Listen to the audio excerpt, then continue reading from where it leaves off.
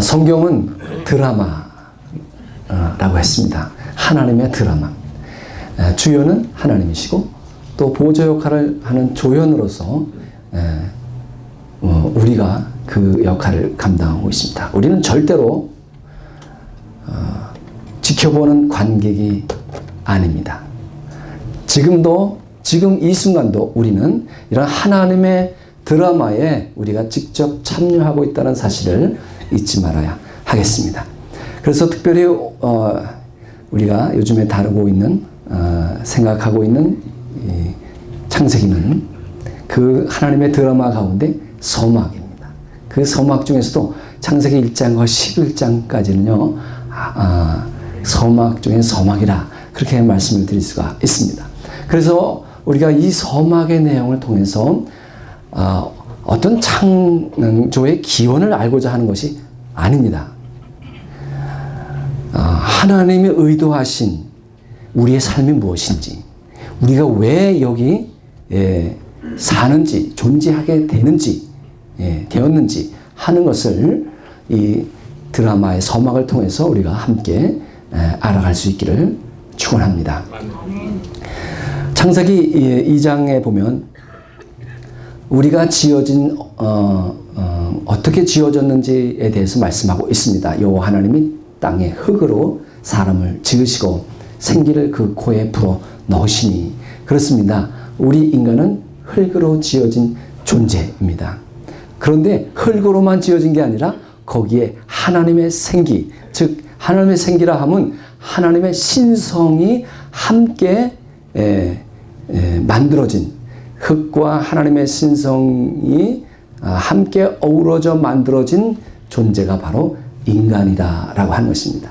우리는 흔히 우리가 흙으로 만들어졌다는 사실에 대해서 연약한 존재구나, 흙이라고 하는 자체에 부끄러워하는 그런 경향이 있습니다. 흙으로 만들어졌기 때문에 연약하고 또 죄악이고, 혹시 그렇게 생각하신다면 그것은 오산입니다. 흙으로 만들어졌다라고 하는 것은 오히려 영광이 되는 일입니다. 흙으로 만들어진 우리 몸을 통해서 하나님께 영광을 돌리고, 그리고 흙으로 만들어진 그 몸에 하나님이 친히 거하시게 되었다는 사실입니다. 그래서 우리의 몸이 하나님의 성전이 되는 것입니다. 그래서 우리가 우리 자신을 이해할 때 우리는 흙으로 만들어진 몸의 기계적인 부분과 메케니컬하다. 우리 몸은요 마치 기계와 같습니다. 그 사실을 우리가 기억하고 거기에 하나님의 신성이 함께 어우러져 만들어진 존재. 그래서 우리 인간을 그저 흙으로 만들어진 기계적인 부분의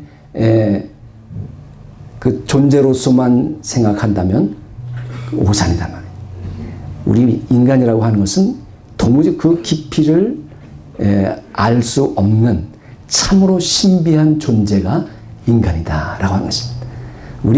나 자신을 알 수 있을 것 같지만요, 절대 우리 자신을 알 수가 없습니다. 그래서 시편 기자는 나의 하나님, 나를 살피소서. 내가 나를 모르겠습니다. 나를 살피소서. 왜?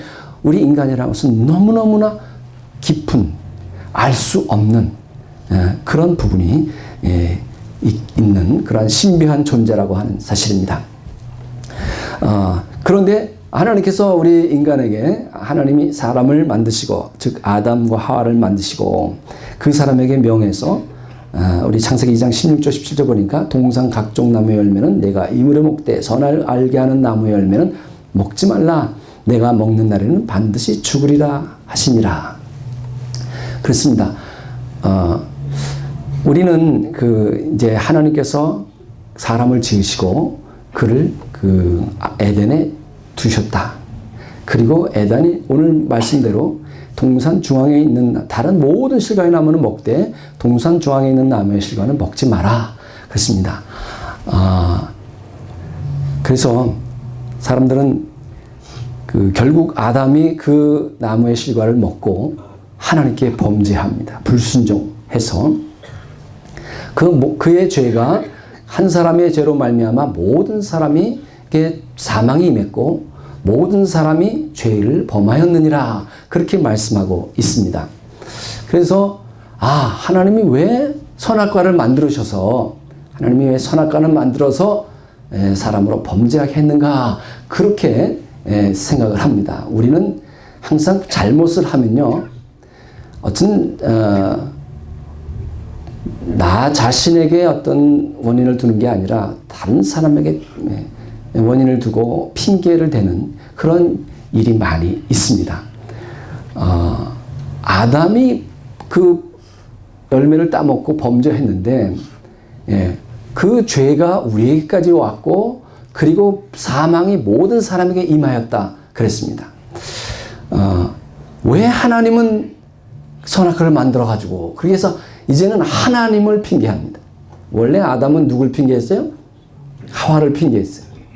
하나님이 만들어준 저 여자 때문에 내가 그걸 먹었습니다. 여자는 또 누구 때문에? 뱀 때문에 먹었습니다. 자기 자신에게 그 책임을 묻는 게 아니라 항상 다른 사람을 핑계하는, 결국에는 어떻게 누굴 핑계해요? 하나님이 선악과는 왜 만드셔가지고 그렇게 우리는 하나님을 핑계합니다. 그런데 분명히 오늘 창세기 2장 말씀, 내가 먹는 날에는 반드시 죽으리라 그랬습니다. 그런데 문제는 사람이 그 열매를 먹고 즉시 육체적으로 죽지 않았다는 사실입니다. 그래서 하와는 생각하기를 사탄의 말이 맞네. 내가 그 열매를 먹어도 결코 죽지 아니하리라. 그 내용이 사실이라는 것을 발견한 겁니다. 여러분, 뱀이 어떠한 동물이었을까요? 타락하기 전에는 어떤 동물이라고 기억하십니까? 분명한 것은요, 뱀은요, 지금 우리가 보는 뱀의 모습이 절대 아니었습니다. 그렇죠? 인간이 타락한 다음에 하나님께서 뱀을 저주하지. 너는 모든 짐승보다 더욱 저주를 받아 배로 다니고 살아있는 동안 흙을 먹을지니라 그랬어요. 그러니까 본래 뱀은요, 하나님의 아름다운 창조물이었어요. 근데 저주를 받은 다음부터 어떻게 해요? 배로 교단이 된 거예요. 그러니까 우리가 아담이 범죄하기 전에 뱀의 모습을 지금 모습이라고 생각하면 오해입니다. 뱀은 정말 아름다운 창조물이었어요. 어떻게 생겼는지 잘 모르지만 아무튼 지금 모습은 아니었어요.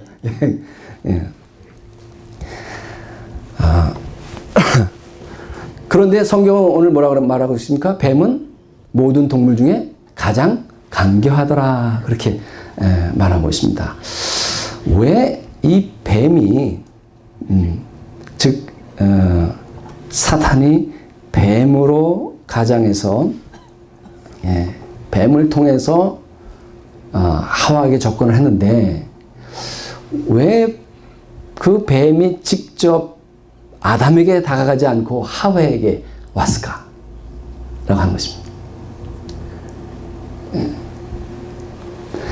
아무튼 사탄은요, 누구에게 먼저 접근해야 성공할지를 알았던 것 같습니다. 그래서 아담에게 접근하지 않고 먼저 하와에게 접근을 했어요.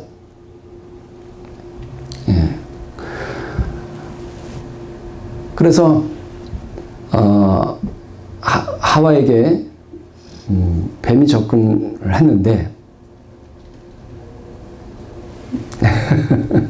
무슨 소리가 계속 나가지고 이게 바다가 막 되고 있어요. 아래청이 소리죠. 길게도 빼내요, 저 노래가. 여기 올라서면 이렇게 더 벨 소리가 다 들려요. 밑에서 발 움직이는 소리까지 제가 다 듣고 있어요. 그래서 참 예민해지는 것 같아요. 그런데 이 뱀이 하와에게 접근을 했는데 만약에 아담에게 직접 접근했다면 아마 실패했을 거예요. 아담은요, 그 역할 자체가 다스리는 그런 역할을 했고요. 하와는 본래 만들 때 어떻게 만들어졌어요? 돕는 배필로 만들어졌어요. 돕는 배필로 만들어졌어요. 그래서 모든 피조물들에 대해서 아담이 다스렸다면 하와는 아담을 돕는 배필로 그저 그 모든 피조물들을 사랑하고 그리고 어떤 동정심을 가지고 그들을 보살피는 그런 역할을 했습니다. 오늘날도 마찬가지. 남자, 즉 아빠의 역할은 뭔가 이렇게 다스리는 역할이라면 엄마는 그렇게 자녀를 사랑하고 그리고 동정심을 가지고 케어해주고 아마 그랬던 것 같아요. 그렇죠?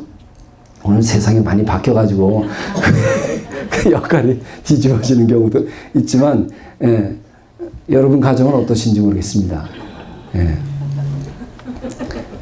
그런데 이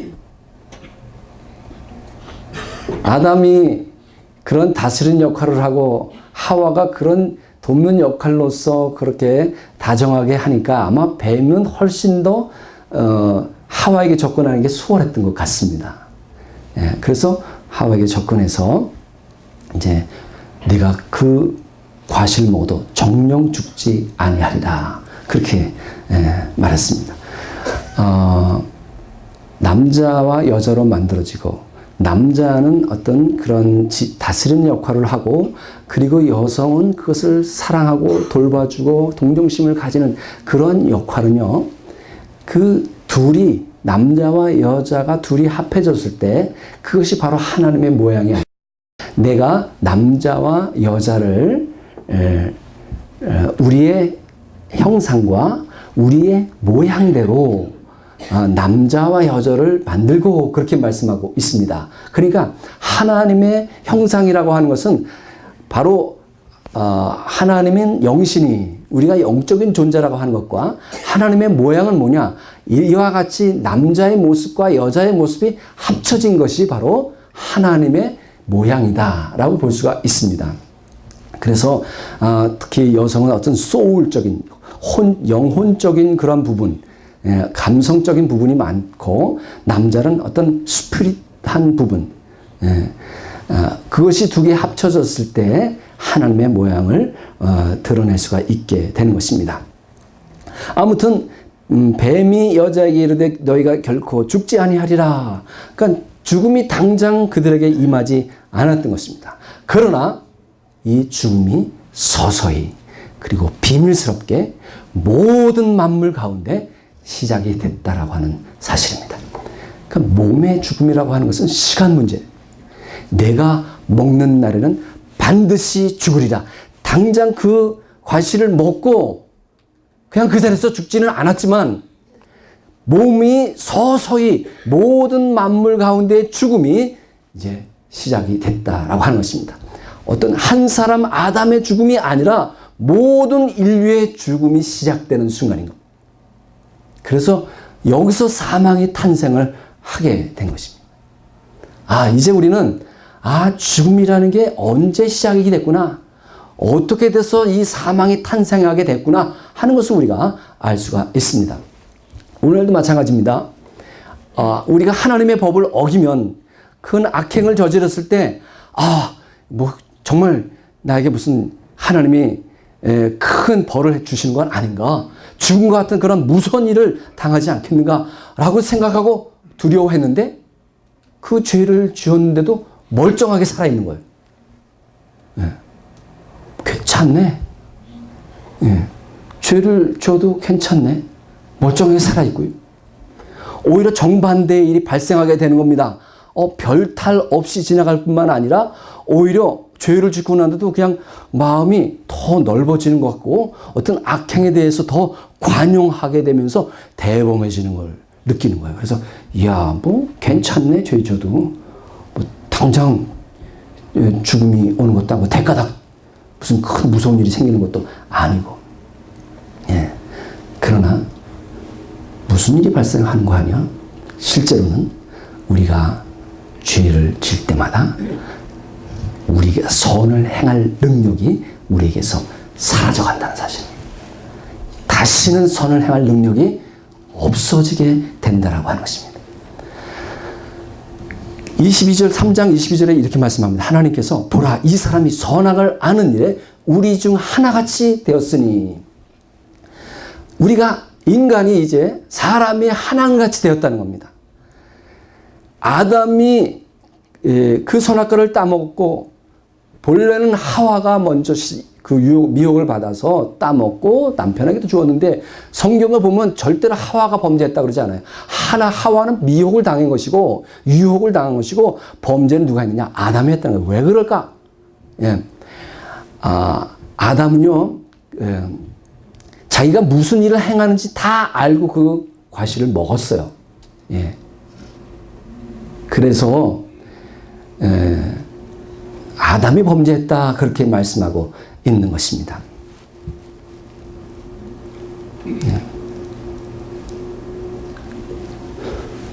죄송합니다. 이게 무슨 소리가 계속 나죠? 바람 소리구나. 그 소리 바람 소리네요. 제가 그 밑에서 계속 소리가 나는가 이렇게 생각해가지고요. 죄송합니다. 네. 이게 통로가 이렇게 있다 보니까요. 저쪽 문을 닫아도 이 바람 소리가 계속 이렇게 들리는 거예요. 흙으로 사람을 지으사 그 코에 생기를 불어넣으신 주 하나님, 우리 위해 아들을 보내사 주 하나님을 사랑해. 할렐루야. 예, 그렇습니다. 우리 코에 생기를 불어넣으시고, 예, 그리고 아들을 보내사 구속하셔서 우리를 다시 회복시키는 그 하나님의 사랑을 우리가 잊지 말아야 하겠습니다. 그러니까 이제 선악을 아는 일에 그 열매를 따먹고 하나님같이 되었다라고 하는 것은 뭐냐면, 이제 나를 주관하는 나의 주인은 하나님을 폐위시키고, 이제 내가 내 뜻대로 내 마음대로 살겠다. 내가 내 권리를 주장하고 내가 나의 주인이 돼서 내가 나의 신이 돼서 살겠다 하는 것이 바로 아담의 범죄입니다. 그러니까 죄의 근본은요, 바로 자신의 권리를 주장하는 겁니다. 자신의 권리를 세우는 것이다. 이것이 바로 죄의 근본이다 라고 하는 것입니다. 로마서 6장에 보니까 죄의 삭은 사망이요 그렇게 말씀하고 있습니다. 그러니까 죽음이라고 하는 것은 본래 하나님의 의도하신 바가 아니다. 우리는 사람이 유한한 존재이기 때문에 죽음에 굴복한다고 생각하는데 절대로 그렇지 않습니다. 우리는 본래 죽도록 만들어진 존재가 아닌데 죄 때문에 우리가 죽음에 굴복하게 된 것이다. 그러므로 죄를 지을 때마다 죽음은 불가피하게 된 것입니다. 하나님께서 우리를 그렇게 만들어 놓으셨어요. 한 사람 아담으로 말미암아 죄가 세상에 들어왔고, 죄로 말미암아 사망이 시작됐고, 모든 사람이 이제 죄의 성형을 물러받게 됐다라고 합니다. 로마서 5장 12절 한번 같이 읽겠습니다. 시작.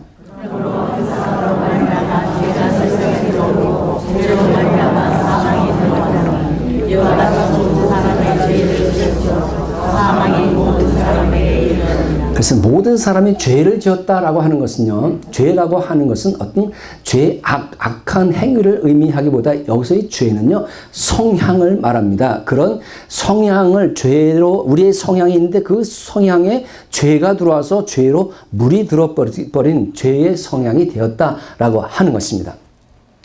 아담도 마찬가지지만 아담이 만들어지기 전에 피조되었던 천사들도, 그 사탄도, 루시엘이라고 하는 그 사탄도 사실 그런 하나님을 불순종할 가능성을 가지고 있었는데, 그에게 유혹이 왔을, 천사의 장에게 유혹이 왔을 때 그는 하나님을 반역한 것으로, 하나님을 불순종함으로 그러한 성향을 갖게 된 것입니다. 마찬가지 아담에게도 하나님을 순종할 수도 있지만 불순종의 가능성도 있었습니다. 그런데 아담에게 유혹이 왔을 때 아담은 뜻을 정해서 불순종하기로 결심을 한 것입니다.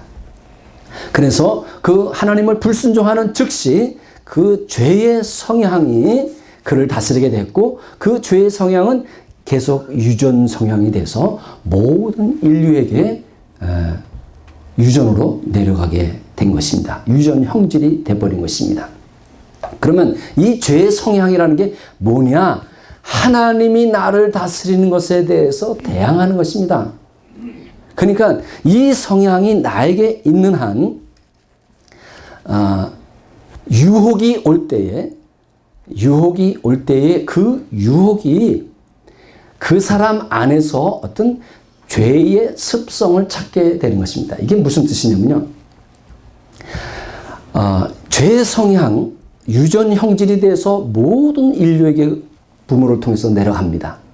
내려가는데 이 유전 형질을 그대로 갖고 있으면, 죄의 성향을 갖고 있으면 모든 사람에게 유혹이 옵니다. 유혹은 모든 사람에게 옵니다. 유혹과 죄는 다릅니다. 예. 그런데 이 유혹을 받지 않는다는 것은 무슨 뜻이냐면 사단에게 무시당하는 겁니다. 예. 그냥 혹시 난 유혹 없어. 그러면 완전히 사단이 무시해. 넌 필요 없어. 예. 그 무시하는 거예요. 그 유혹은 모든 사람에게 다 있는 겁니다. 그런데 유전 성향, 즉 죄의 성향을 가지고 있는 사람과 죄의 성향이 씻어진 사람, 즉 거듭나서 죄의 성향이 씻어지고 그에게 있던 어떤 죄의 습성이 제거되면 어떤 차이가 있느냐면, 유혹이 오면은요, 죄의 성향을 그대로 가지고 있는 사람은 그 유혹이 그 사람에게 있는 그 죄의 습성을 반드시 찾아내는 겁니다. 즉, 어떤 사람이 담배를 펴왔단 말이에요. 담배를 피다가, 끊어야지. 그래서 끊었어. 건강도 안 좋고, 그러니까 담배를 아주 담배 끊는 사람은 상종하지 말라 그랬지만, 독하니까. 아무튼 끊었어요. 끊었는데 며칠을 잘 지냈는데 세상에 누가 앞에서 담배를 피는데 얼마나 맛있게 피는지. 그래가지고 에라 모르겠다. 뭐 건강이고 뭐고 그냥. 그래서 이제 담배를 다시 폈단 말이에요. 예, 그게 뭐냐면요. 죄의 성향이 있으면 그 유혹은 그 사람에게 있는 죄의 습성, 즉 그가 평소에 늘 습관적으로 좋아하던 죄, 그가 항상 기호 음식처럼 내가 즐기던 죄를 반드시 찾아내는 겁니다. 누가? 유혹이 그게 뭘 좋아하는지 다 알아내서 그 유혹이 찾아내는 거예요. 그런데 죄의 성향이 씻겨지면 어떻게 씻겨져요? 예수 그리스도의 십자가 구속으로, 거듭남으로, 이제 죄의 성향이 씻겨지면은 유혹이 오더라도 이미 하나님께서 십자가 구속으로 죄의 습성, 내가 좋아하던 죄의 기호식품을 제거해버렸기 때문에 이 유혹이 아무리 찾아도 못 찾는 거예요.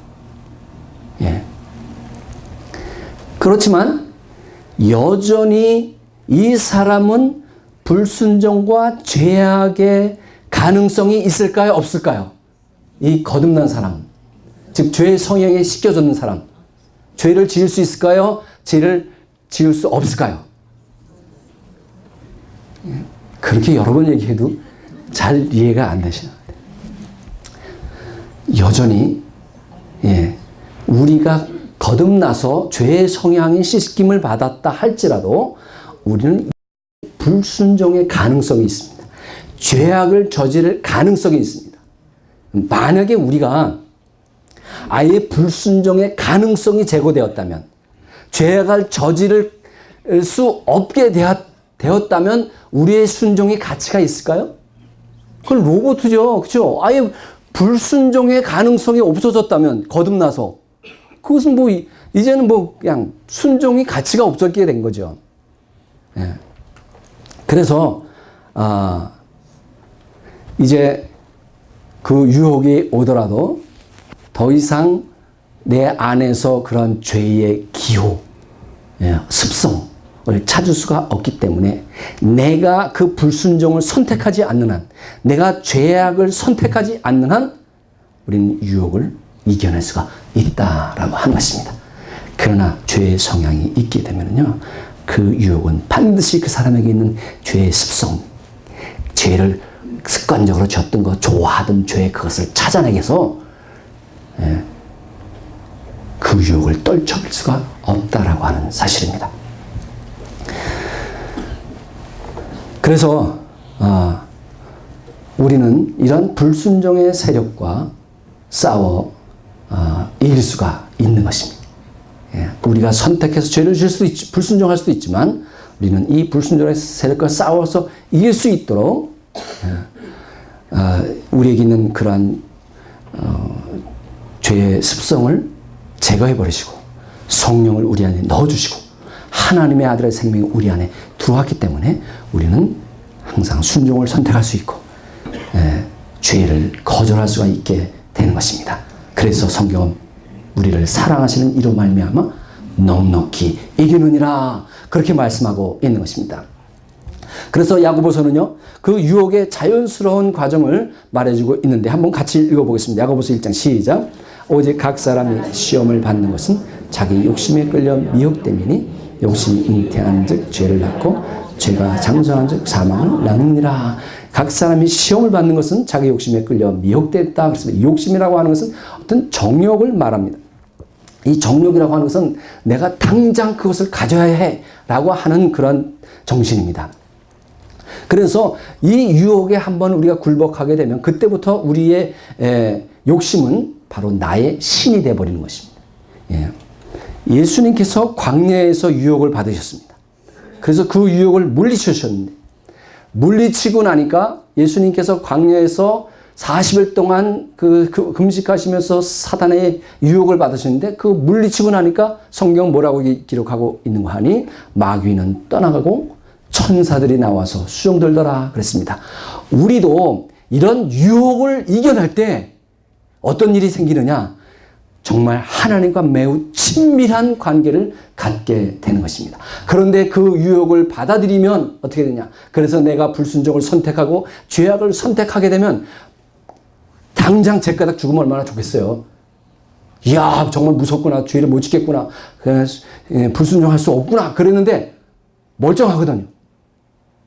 그렇지만 멀쩡한 게 아니라 그 사람은 절대로 선을 향할 능력이 무력화진다는 거예요. 아주 선을 행하는 데서는 장애인이 돼버리는 거예요. 그러나 순종하게 될 경우 하나님과 친밀한 관계를 가지게 된다는 사실을 기억하시길 바랍니다. 마귀가 우리를 궁극적으로 유혹하는 목적이 뭐냐?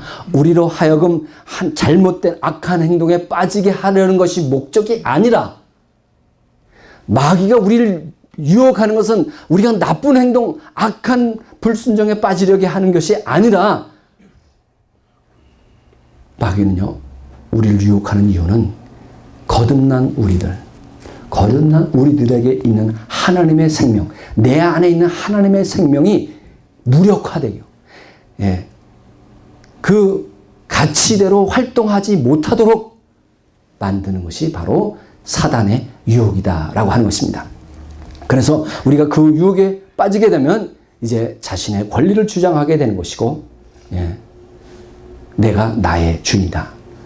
내가 내 권리를 가지고 살겠다. 이렇게 말하면서 하나님을 폐유시키게 되는 것입니다. 그것이 사단의 유혹의 목적이다라고 하는 것입니다.